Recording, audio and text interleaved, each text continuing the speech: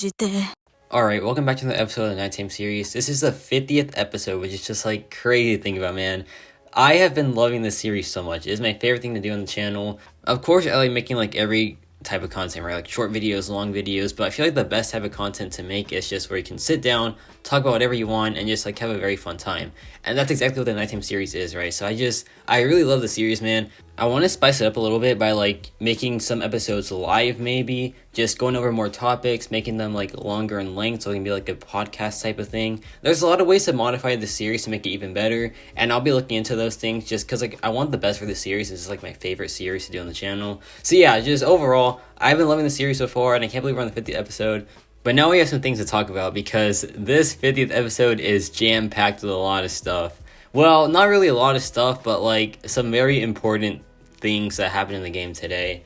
And one of them is the reveal for the April champions, and the second thing is the end of the Alliance War season, which ended in some pretty big drama. So yeah, just a lot to go over today. So let's not waste any time, let's get into it. So today's National Pie Day, which I guess happy Pie Day to y'all. I don't really celebrate it because there's not really much to celebrate.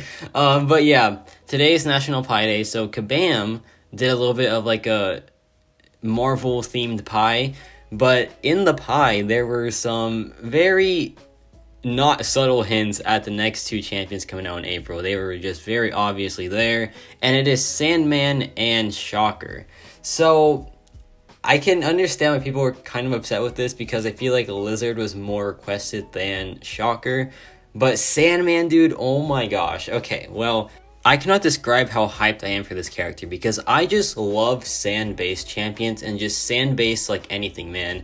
Like in Genshin Impact, there's this area called the Mausoleum of King Deshret, which is like a massive pyramid just like surrounded by sand in like this desert area, and it's my favorite thing to do in the game. It's just like to go visit it and just like admire it because I just love anything sand related. I love champions that involve sand. I love just desert areas. I just love anything sand. So Sandman being in the game and being the first character to like have sand related abilities is just, I am so hyped for this champion, man. I will be going all out to try to get this guy. I am just like hyped beyond belief, man. So yeah. Also, Sandman is just, like, super iconic, right? So that's just, like, another great thing for the community to have, like, a very popular Spider-Man villain. But, dude, like, the possibilities with Sandman are insane, right? Because he can just, like, morph his sand into multiple weapons. He can grow in size. He can just... There's just so much potential, man. I just really hope that they do not drop the ball on this guy. I want the best champion designer to go after Sandman. I want them to put, like, the best designer out there, like the ones that just made every single 2022 banger, to just like be the designer for this guy, because I do not want him to fail at all, man. So yeah, Sandman, I am just so excited for. Shocker, I don't know too much about, but I can just tell you that he does look pretty cool. Like his name sounds cool in the first place, like Shocker, that sounds pretty nice. I imagine he is a shock related champion, and like he will be tech. He looks tech anyways. And I'm gonna make a wild prediction, but I feel like the champion named Shocker will probably have some shock-based abilities. That's just my guess. Who knows, man? I could be completely wrong. He could be an Incinerate champion. Heck, he could be a Bleeder. Who knows, right? But I'm gonna guess that he's gonna be a shock-based character. But yeah, I understand if people were bummed that it wasn't Lizard. I personally am kind of bummed too. I feel like he would just be the cooler character overall. But who knows? Maybe Shocker's just gonna be like this god tier tech champion that's just like the new king of shock, right? But yeah, Shocker, pretty interesting. Sandman, please be just like beyond god tier. Be the new best science character. Be the new best champion in the game. I don't even care, man. I want to use this guy like 24/7. He will be my new go-to champion once he comes out. Hopefully, if he's like very fun to play. I just cannot wait for this guy, man. I need him immediately. I just want to skip these two champions this month. Actually, no, that's a lie, because I love Kate Bishop. I really want Kate Bishop, like, very badly. But once she comes out, I just want Sandman immediately, man. So yeah, looking forward to these two champs. Mainly Sandman, but, you know, Shocker can be pretty cool too. And now let's talk about the Alliance War season ending. So Season 40 has ended in Alliance War, and I am very happy with how I performed overall because I took 57 fights, and I didn't die once, and like 3 or 4 of them were bosses. So yeah, just very happy overall with the performance. And for my Alliance, we got 5th place, which is pretty good. We were aiming for top 10, so we got 5th place overall, which is just great. we could have gotten third place, but we lost our last war, which was the TCN, but more on them in a little bit. But yeah, fifth place, not too shabby. Like, I'll take the rewards, of course. Like, I didn't even care about the rewards all too much, but I will have a new rank 4 with them, so that's pretty fun. And now we'll have some class nexuses and some feature crystals open as well. So yeah, be on the lookout for that tomorrow.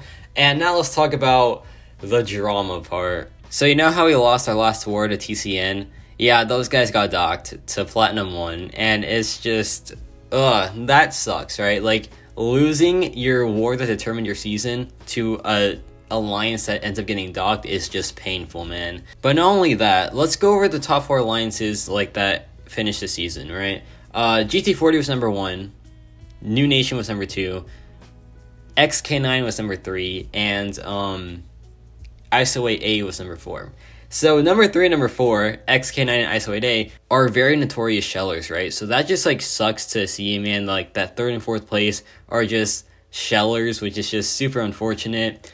But 1st and 2nd place are just completely clean. I am so proud of them, right? Like, I have a lot of friends in New Nation, and I have a lot of friends in GT40, so I'm just so proud of them, man. It would have been fun if, like, we were all on the podium, but it's fine. I'm happy with how my alliance did, but I'm just so proud of GT40 and New Nation. Like, big props to them. GT40 was insane this season, man. I can't believe we actually beat them one war. Like, that was just, like, insane to me that, like, we actually beat them, but they are just insane, man. Like, huge props to them. They definitely deserve this. Same thing with New Nation, man. They were absolutely phenomenal this season as well. So yeah, big props to them. I am proud of my alliance as well. Number 3 and number 4, it's whatever, man. TCN, they got dogged, which is kind of crazy, kind of embarrassing, but it is what it is, man. And yeah, I think that'll be it for this episode. It was very fun to like just sit down and talk again. The nighttime series has been like on a little bit of a break. Like I do episodes once every few days now instead of just like doing it every day. I might go back to the everyday schedule, but I don't know just yet.